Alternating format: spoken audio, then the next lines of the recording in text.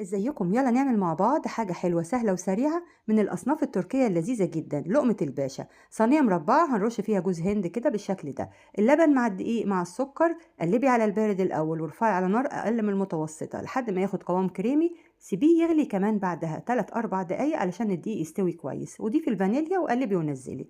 وهو سخن كده حطيه فوق الجوز هند وسيبيه بقى خالص لما يبرد ويعمل طبقة كده علشان نفرد الطبقة التانية.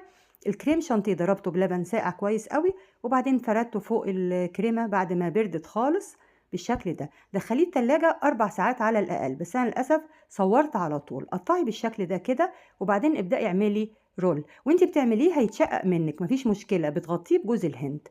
في طريقة تانية للتقديم بتاعته لو مش عايزة تعملي الرول ده. اقطعي الخرطتين قد بعض بالظبط واقلبيهم فوق بعض بالشكل ده كده. عندك كده طريقتين، وزيني وبألف هنا وباي باي.